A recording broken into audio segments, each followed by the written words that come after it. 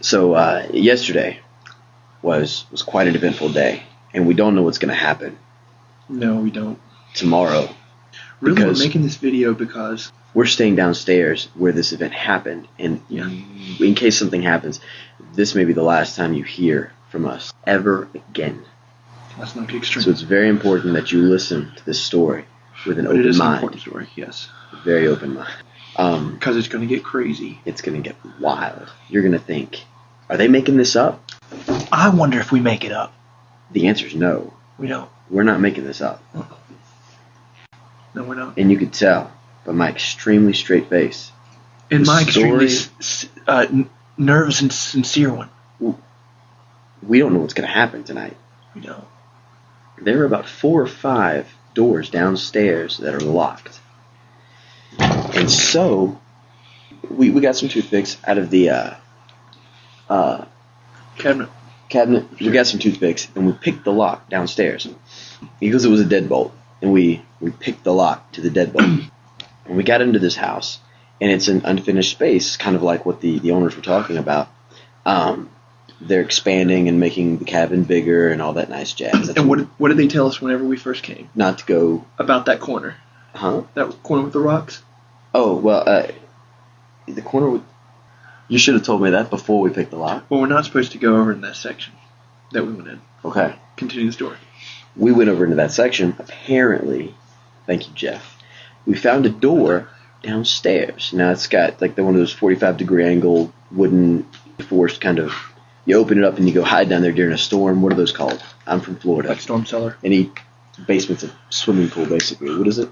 Storm cellar, I think. Storm cellar. And there's all kinds of food down there, and there's all kinds of... If you get stuck down there during a storm, I guess you could survive for weeks at a time before somebody came up to rescue you. It's kind of weird. There were these little tracks that led back and forth from the shelves, and then they went back into like this dark area, really small tracks, and the steps were like 1 foot apart. Like a baby was walking. Like a baby was walking downstairs. And we got a torch from the kitchen. Wasn't technically a torch. Was it? We didn't have it. We took this thing, and we lit a torch that we found downstairs, attached to one of the walls. And the torch, we smelled it was soaked in gasoline, so kerosene, so it didn't explode. You gonna tell them about the voices? We heard these freaking voices, and the light would only go so far, and we'd keep going.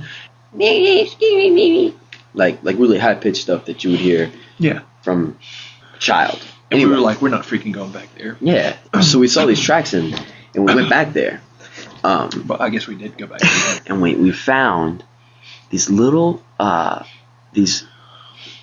Okay, so we decided to go back because we think it's going to be doors on the other end, and we're going to come out some back place behind the house. It's still getting dark, but we see like this faint glow off in the distance. So we just had these little things, and we have torches by now. Remember? Well, they were on the wall. Well, Jeff picks a torch up off the wall, and we lit the torch with a little lighter thing that we found in the kitchen. And as we're walking back to the back, we hear these voices. Yeah. So I said, Lee, I think there's food up there. Go check it out. Get us some food. And rather than go back inside and get the food and say... Because there's stuff in the fridge. Yeah, we just went into the darkness with our torches. And we expected, okay, well, maybe, this thing comes out on the other end. Well, we don't know if we're being watched or listened to. So it comes to this kind of open area, and there's light. And there's all these, like, little statues. Mm-hmm. Rabbits, and there's raccoons, and then there's, like, deer. And we even saw, like, a bear. And they're like... mountain lions. Statues of these animals, and off in this massive room, and then off in the side we see this other door, and this door is not a normal sized door at all, like you would expect from a human being. Went up to this door, and we hear the voices really strong coming from this room, and we looked through a crack in the door, and we saw this little family, and you're not going to believe what I'm about to tell you. I know. We saw Gnomes. Gnomes. Cone hats. But they didn't have cone hats. And so there were like 7 of them. There were probably 4. Like the doors. Continue. There were 7. There's 7 of them. 7. And through the crack, as they were sitting down having dinner, one of them turned his head really quick and saw us. Yeah. Saw Lee. And then the conversation stopped. They were having. The voices stopped. And I didn't know what to do. I pretty much froze, hoping that they didn't really see me. You froze for about 2 seconds, and then you were gone. You were gone back down that corridor where the torches were. I stayed behind, and Jeff ran off like a little girl, just with his hands in the air, squealing, and screaming, crying. And I'm left alone there, outside the door. I was afraid. And these dwarves, Everybody's afraid. Gnomes. I said dwarves. They're not dwarves, they're gnomes. He said because they're cone heads. They said, wait, don't run. And they sat us down. Too late, I was gone.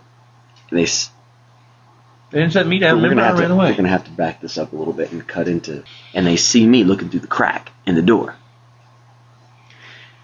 Well, we start to run. Me and Jeff just booking it back down the dark hallway with our torches. And then we hear, wait, don't run, wait. And so we stop. Jeff, why don't you tell them what happened next? Well, next, I was freaked out. So I took the torch and I lit the side. It's a hole underground, but then it had these wooden beams propping the ground up. I lit one of them beams on fire, basically created a ring of fire, right? So they could only come so close. But it also provided a decent bit of light, which we did not have before. Well, now we can tell what's going on. This guy, man, he just seemed scared. He seemed scared like us. He seemed like a normal person. And that made it, I think that's what made me stop. And, the emotion of the moment, we thought, what is there to be afraid of? It's kind of a weird experience, our first time seeing gnomes. I've never seen them before. So we slowly approached these guys. But the ring of fire, keep in mind, the ring of fire is between us.